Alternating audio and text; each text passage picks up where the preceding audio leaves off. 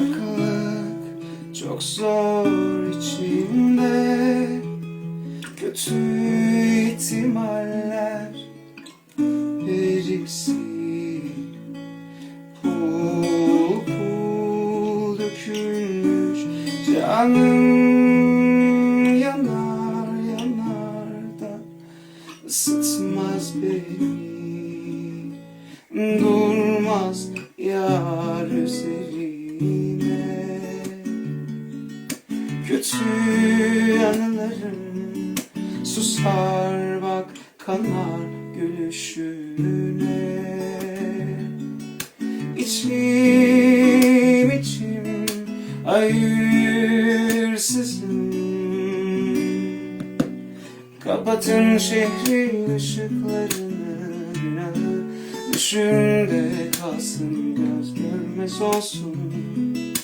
Gönül katlansın, bırakın alsın ne varsa, hayali benle kalsın, söz geçmez olsun.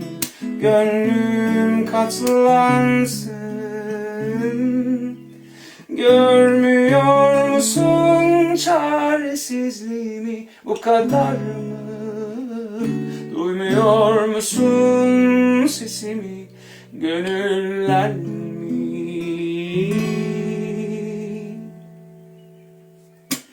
Kapatın şehrin ışıklarını, günahı düşümde kalsın, göz görmez olsun. Gönül katlansın, bırakın alsın ne varsa, hayali benle kalsın, göz görmez olsun. Gönlüm katlansın. Kapatın şehrin ışıklarını, günahı düşümde kalsın, göz görmez olsun. Gönül katlansın, bırakın alsın ne varsa, hayali benle kalsın, söz geçmez olsun. Gönlüm